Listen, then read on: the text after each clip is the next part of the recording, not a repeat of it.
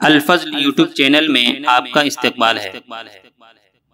اس channel پر روزانہ قرآن پاک کی ایک آیت تلاوت مع ترجمہ اور مختصر تشریح کا سلسلہ جاری ہے۔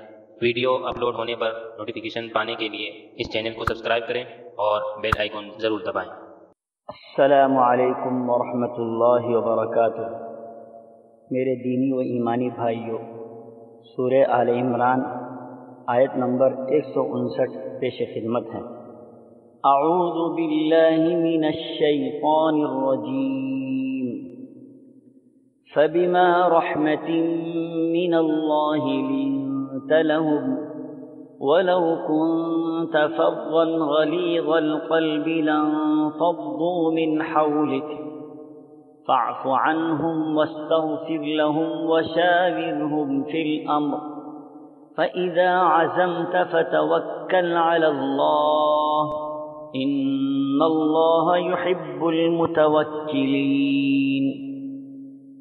اللہ کی رحمت کے باعث آپ ان پر نرم دل ہیں، اور اگر آپ بد زبان اور سخت دل ہوتے تو یہ سب آپ کے پاس سے چھٹ جاتے، سو آپ ان سے درگزر کریں اور ان کے لیے استغفار کریں اور کام کا مشورہ ان سے کیا کریں۔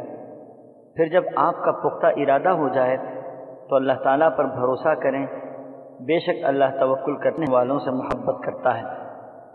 حضرات، نبی کریم صلی اللہ تعالیٰ علیہ وسلم اخلاق فاضلہ کے اعلیٰ معیار پر قائم تھے، اور اس اخلاق کا ثبوت آپ نے ہر موقع پر دیا۔ دوست و دشمن کے ساتھ بھی اچھا برتاؤ اختیار کیا۔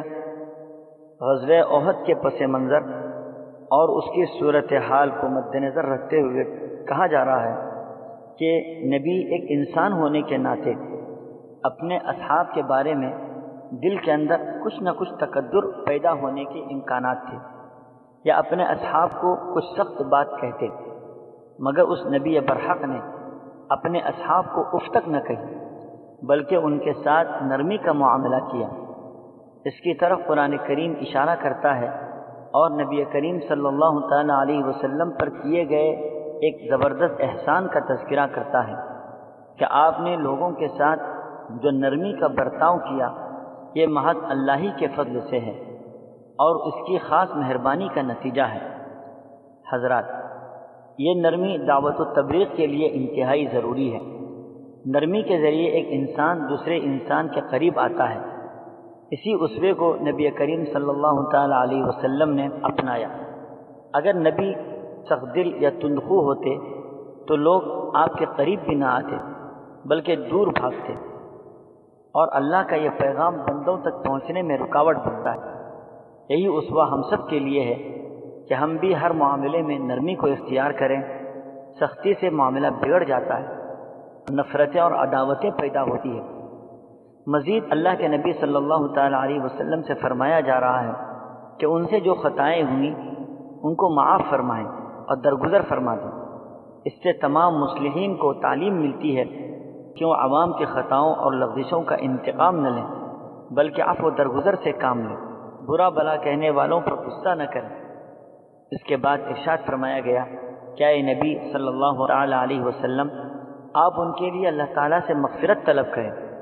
امت کو اس بات کی تعلیم دی گئی کہ عوام کی ایذاؤں پر صبر کرنے کے ساتھ ساتھ دل سے ان کی خیرخواہی بھی کریں، اور آخرت کی درستی کے لیے اللہ سے بخشش کی دعا بھی مانگا کریں۔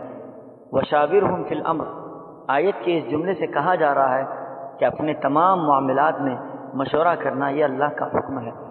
نبی کریم صلی اللہ تعالیٰ علیہ وسلم کی سیرت کا مطالعہ کرنے سے معلوم ہوتا ہے کہ آپ نے اپنی زندگی میں کئی موقعوں پر اپنے صحابہ سے مشورہ کیا اور ان کے مشورے پر عمل کیا۔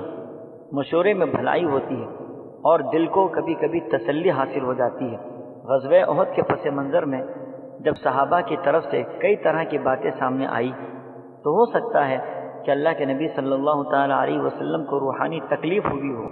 اب یہ خیال دل میں آ سکتا تھا کہ اب کسی معاملے میں مشورہ نہیں کرنا چاہیے، تو اللہ کے نبی صلی اللہ تعالیٰ علیہ وسلم سے فرمایا گیا کہ جو کچھ صورتحال ہو چکی، مگر آپ آئندہ بھی ان سے مشورہ کرتے رہیں، اور مشورے کے بعد جب کسی معاملے کا عزم کر لیں تو پھر اللہ پر بھروسہ کرتے ہوئے اس کام کو کرتے چلیں، انشاءاللہ اللہ کی طرف سے مدد و نصرت آئے گی۔ اللہ تعالی ہم سبوں کو مذکورہ آیات میں دیے گئے پیغامات پر مکمل عمل کرنے کی توفیق عطا فرمائے، آمین۔ وآخر دعوانا ان الحمد للہ رب العالمین۔